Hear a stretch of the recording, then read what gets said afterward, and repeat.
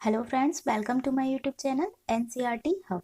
आज हम class 5th की हिंदी का चैप्टर एक दिन की बादशाहत की एक्सरसाइज समझेंगे। अगर आपने इसके चैप्टर की एक्सप्लेनेशन वाली वीडियो नहीं देखी है तो आप चैनल की प्लेलिस्ट में जाकर देख सकते हैं। क्वेश्चन है, अब्बा ने क्या सोचकर आरिफ की बात मान ली? तो आंसर है, अब्बा ने यह सोचकर आरिफ की बात मान ली कि रोज सभी इन बच्चों पर हुक्म चलाते हैं, ऑर्डर देते हैं, क्यों ना एक दिन के लिए इन्हें ये हक भी दे दिया जाए। नेक्स्ट क्वेश्चन है, वह एक दिन बहुत अनोखा था जब बच्चों को बड़ों के अधिकार मिल गए थे। वह दिन बीत जाने के बाद इन्होंने क्या सोचा होगा? जब एक दिन की बादशाहत बच्चों को मिल गई थी, सारे अधिकार बड़ों के, तो उस वो दिन बीत जाने के बाद इन लोगों ने क्या सोचा होगा? आरिफ ने क्या सोचा होगा? तो आंसर है, आरिफ ने यह सोचा होगा कि यह दिन कितना आनंददायक है, इंजॉय किया है, काश ऐसा दिन रोज आए। और अम्मा ने क्या सोचा होगा कि बच्चों को थोड़ी बहुत आजादी जरूर देनी चाहिए और इनकी भावनाओं को भी समझना चाहिए। और दादी ने सोचा होगा कि हम प्रतिदिन बच्चों को कितनी परेशानी देते हैं। आगे बढ़ते हैं। नेक्स्ट, तुम्हारी बात। क्वेश्चन है, अगर तुम्हें घर में एक दिन के लिए सारे अधिकार दे दिए जाएं तो तुम क्या क्या करोगी? अगर तुम्हें घर में एक दिन के लिए सारे वो अधिकार दे दिए जाएं जो बड़े करते हैं तो तुम क्या क्या करोगी? ये वैसे तो बच्चे आप अपने अकॉर्डिंग से बता सकते हैं, अपना आंसर लिख सकते हैं। जैसे कि कुछ बच्चे हैं अपने मनपसंद खाना बनवाएंगे, कुछ अपने मनपसंद कपड़े पहनेंगे, ऐसे। नेक्स्ट है, कहानी में ऐसे कई काम बताए गए थे जो बड़े लोग आरिफ और सलीम से करने के लिए कहते थे। तुम्हारे विचार से उनमें से कौन कौन से काम उन्हें बिना शिकायत किए कर लेने चाहिए थे और कौन कौन से कामों के लिए मना कर देना चाहिए था? कुछ काम तो थे जैसे कि आरिफ और सलीम को कर लेने चाहिए थे, जैसे सुबह टाइम से उठ जाना चाहिए, शोर नहीं मचाना चाहिए था उन्हें, और स्कूल टाइम से जाना था। कुछ कामों के लिए उन्हें मना कर देना था, जैसे पुराने कपड़े पहनने के लिए या बेकार कपड़े पहनने के लिए या फिर मसालेदार भोजन खाने के लिए।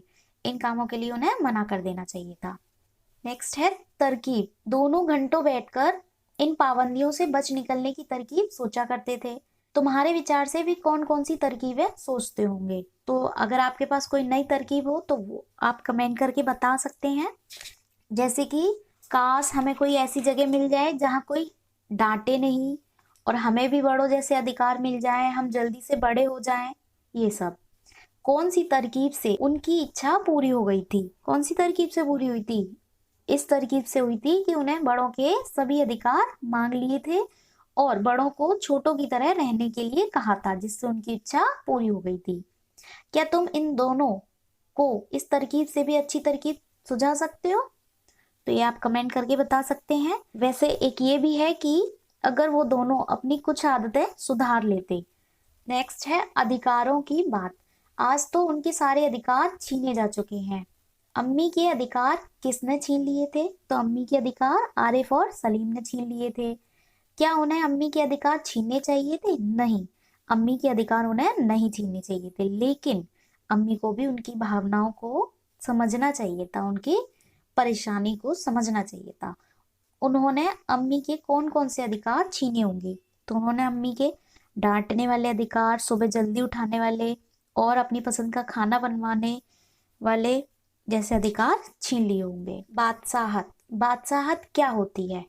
चर्चा करो। किसी भी क्षेत्र पर, एरिया हो या स्टेट हो या कंट्री, यानी कि राज्य या कोई भी देश हो, उस पर शासन का पूरा अधिकार जमाना और अपनी मनमर्जी करना, अपनी मर्जी से हर काम वहां पर करना, ये बादशाहत होती है।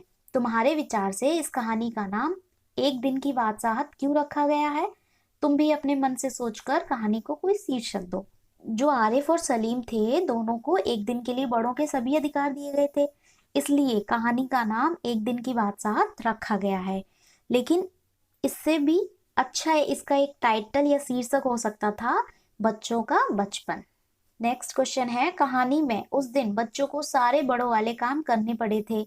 ऐसे में कौन एक दिन का असली बादशाह बन गया था?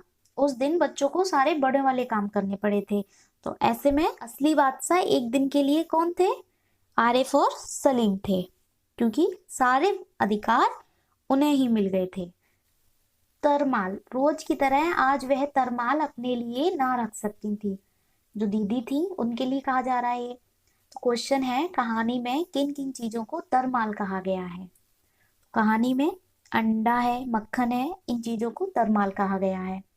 इन चीजों के अलावा और किन किन चीजों को तरमाल कहा जा सकता है, जैसे हलवा पूरी हुआ, खीर हुआ, मिठाई हुई, मिठाइयाँ जो होती हैं, पकवान जो होते हैं, इन चीजों को सभी को, जो रिच फूड होता है उसको तरमाल कहा जा सकता है। नेक्स्ट है, कुछ ऐसी चीजों के नाम भी बताओ जो तुम्हें तरमाल नहीं लगती। तो तरमाल नहीं लगती हैं, जैसे चावल हुआ, दाल हुआ, कुछ सब्जी हुई, दलिया हुआ, दूध हुए, रोटी हुई, खिचड़ी हुई, ये सब चीजें तरमाल नहीं लगती हैं। नेक्स्ट है, इन चीजों को तुम क्या नाम देना चाहोगे। तो इन चीजों को हम खाद्य पदार्थ कह सकते हैं। मनपसंद कपड़े, बिल्कुल इसी तरह तो वह आरिफ और सलीम से उनकी मनपसंद कमीज उतरवाकर निहायत बेकार कपड़े पहनने का हुक्म लगाया करती हैं। तुम्हें भी अपना कोई खास कपड़ा सबसे अच्छा लगता होगा, उस कपड़े के बारे में बताओ, वह तुम्हें सबसे अच्छा क्यों लगता है। तो ये आप अपने बारे में बता सकते हैं। कौन कौन सी चीजें तुम्हें बिल्कुल बेकार लगती हैं, जैसे पहनने की चीजों में, खाने पीने की चीजों में, करने के काम और खेल, ये बच्चे खुद ही कर सकते हैं। तो फ्रेंड्स, अब ये चैप्टर यहीं कंप्लीट होता है।